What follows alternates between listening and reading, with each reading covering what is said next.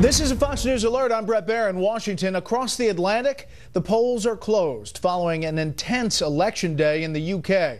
What was supposed to be an extremely tight race, as we told you last night, looks to be shaping up quite differently.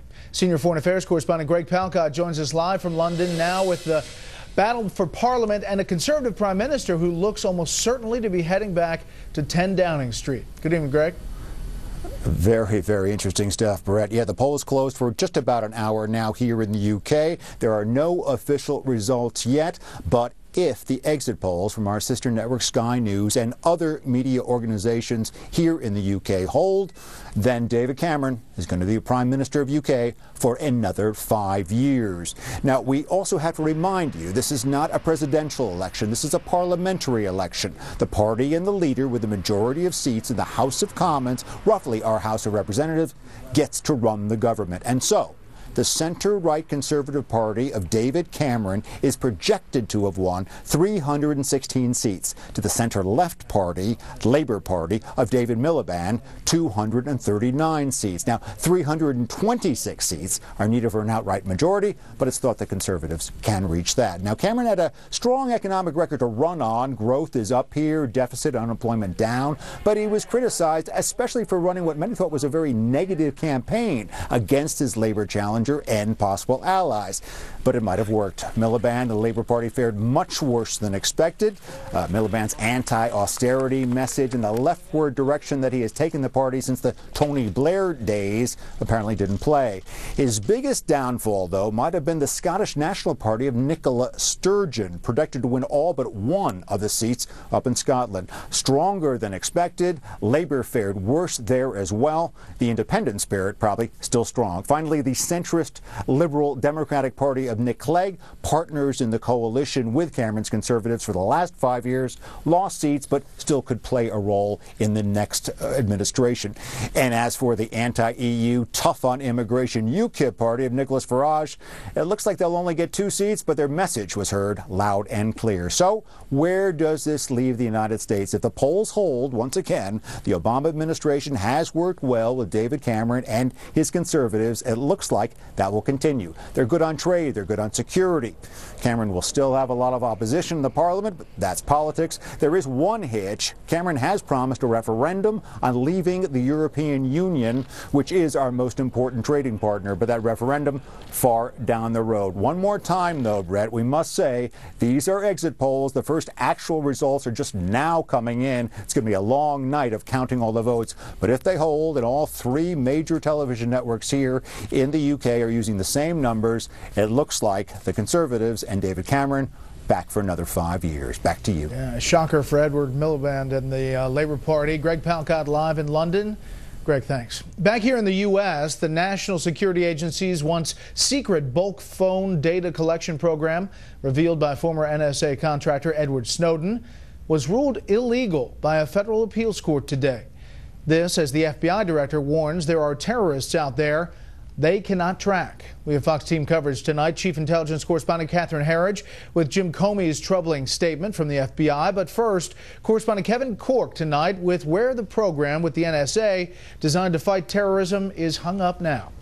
Kevin. Brett, good evening to you. Teams for President Obama and newly confirmed Attorney General Loretta Lynch are working tonight to maintain some sort of a surveillance program, but without the government having the massive phone records that tripped them up in court today. In its 97-page ruling, a 3-judge panel from the U.S. Court of Appeals for the Second Circuit held that a provision of the Patriot Act, known as Section 215, doesn't allow for the bulk collection of domestic calling records. Judge Gerard Lynch writing that, quote, Section 215 cannot bear the weight the government asks us to assign to it, and that it does not authorize the telephone metadata program. Authorized by Presidents George W. Bush and then Barack Obama, the NSA program repeatedly has been approved in secret by judges serving on the Foreign Intelligence Surveillance Court, known as the FISA Court. Created after 9/11 as a tool to fight terrorism, the program was exposed by former NSA employee Edward Snowden. Today's decision is a major victory for the ACLU, which appealed a lower court decision that the program was lawful. Nobody disagrees that the NSA has an interest, a legitimate interest, in tracking the communications of suspected terrorists. The problem with this program is that the NSA was collecting everybody's information. The White House wouldn't comment directly on the opinion, but in a statement, an NSC spokesman noted the president's desire for, quote, creating an alternative mechanism to preserve the program's essential capabilities without the government holding the bulk data. The ruling comes as Congress weighs whether to end and replace the program or extend it without changes. The Congress, according to the court, did not authorize spying of this level. And if the Congress wants to authorize it, it can do so, and then the court will review the constitutionality of that. Reaction on Capitol Hill was mixed. Rand Paul calling the ruling a, quote, monumental decision for all lovers of liberty. Harry Reid said he'd be, quote, opposed to any extension of these spying powers. But Marco Rubio said if a future terror plot is successful, Americans will ask why more wasn't done to stop it. And the answer better not be because this Congress failed to authorize a program that might have helped us know about it. Strong words from the Florida senator right there. Now, Brett, it's important to point out that today's ruling does not effectively end the program, and that puts the onus back on Congress. Next week, the House is set to consider the USA Freedom Act. That would essentially be an extension of the Patriot Act provisions that are set to expire on June 1st. Supporters are telling us tonight that it should have better privacy oversight. Kevin Cork live on the North Lawn. Kevin, thank you. Well, just days after an attack in Texas, the FBI director is warning that ISIS is using social media to press individuals to turn violent right here in the U.S. Chief Intelligence Correspondent Catherine Herridge tonight on Jim Comey's new warning. So, Catherine, what did the FBI director say about operatives going dark? Well, Comey told reporters that there's been a dramatic change in the way terrorists are recruited. And what they see is guys getting on the web and connecting through social media with ISIS, and then ISIS redirects them to encrypted communications. They go dark, and that leaves the FBI effectively blind to their activities. So what else did we learn? Well, we also learned for the first time that in March of this year, the FBI reopened their investigation into one of the Garland, Texas suspects, Elton Simpson. And that was because on social media, he indicated that he wanted to get back into jihad, and this time not with al-Qaeda in East Africa, but more specifically with ISIS. So did someone drop the ball? It's a fair question. The FBI director confirmed that there were multiple intelligence bulletins prior to the contest saying they thought it would be a flashpoint for violence. But in the hours before the contest, they got information about Simpson, that he was interested in going to Garland, Texas, and may in fact be on his way there. The FBI director said today there was no evidence that that traffic cop that shot the suspects ever got any information from that bulletin. Okay, we'll continue to follow it. Catherine, thanks. You're welcome. The Pentagon confirmed today the U.S. military is in the process of training Syrian rebels to take on ISIS. We're announcing today that combat training has begun for a company-sized group from the new Syrian forces. This program is critical and a complex part of our counter-ISIL efforts. We expect a second group to begin training in the next few weeks. When asked if the U.S. would support these fighters inside Syria, Secretary Carter said they had not determined all the rules of engagement. The fighters have been pre-screened, they said, by the U.S. in the hopes of weeding out extremists. The training will be held at 4 sites in Jordan, Saudi Arabia, Qatar, and Turkey. Congress is one step closer to making sure it has a say in any nuclear deal with Iran. In a 98-1 vote, the Senate overwhelmingly passed legislation today that would allow Congress to review and possibly reject a deal.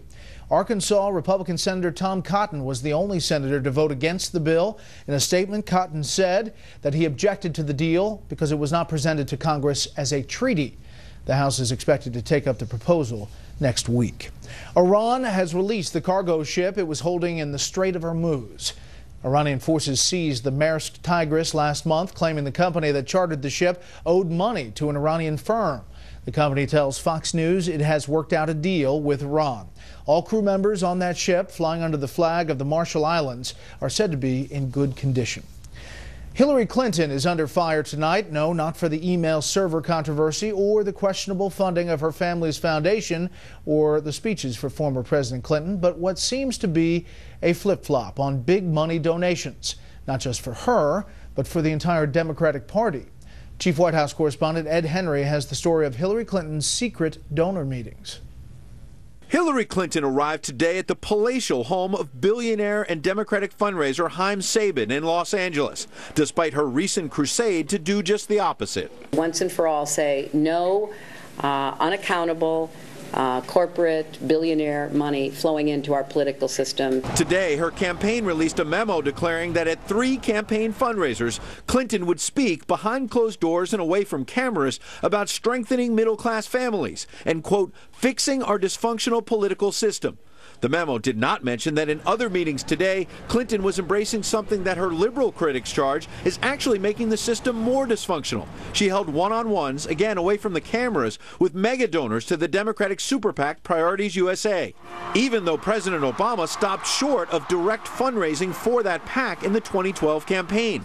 A move now by Clinton that comes in sharp contrast to her repeatedly saying in recent weeks she wants to clean things up. We have to get rid of the unaccountable money that is flooding into our political system, even if it takes a constitutional amendment.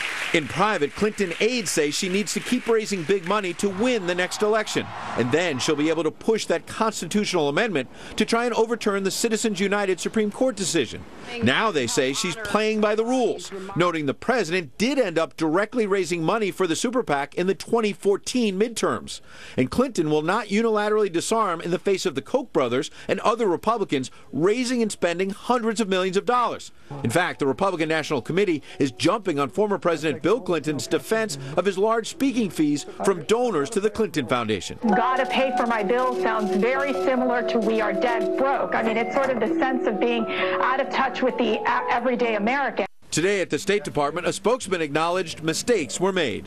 You've mentioned the foreign government donations. We regret that we did not have the opportunity to review all new and increased foreign government donations. Now, that was a reference to an affiliate of the Clinton Foundation that focuses on health issues. Even though the State Department admitted there are questions about undisclosed foreign donations, that spokesman added they have no plans to actually investigate it. Brett? Ed, thank you. Up next, a Texas showdown between some Republicans and the U.S. military. First, here's what some of our Fox affiliates around the country are covering tonight. WTIC in Hartford, Connecticut, where more than 30 lawsuits have now been filed against Metro North Railroad over the 2013 commuter train derailment in Bridgeport. More than 70 people were injured when the 2 trains collided 2 years ago. Fox 43 in Norfolk, Virginia, with an accused bank robber posting his alleged crime on social media. Dominic Alfonseca is behind bars after police say he recorded a cashier putting cash into a bag, then posted that along with a note asking the teller for $150,000 to Instagram. Alfonseca says it's not a crime to ask for money, and thus he says he's innocent. And this is a live look at Boston from our affiliate Fox 25. The big story there tonight, New England Patriots quarterback Tom Brady's first public appearance since an NFL-commissioned report revealed the Patriots QB likely knew about the deflated footballs used in the AFC Championship game. Brady's scheduled to speak at Salem State University just about an hour from now. No word on what, if anything, he'll say about the allegations. That's tonight's live look outside the Beltway from Special Report. We'll be right back.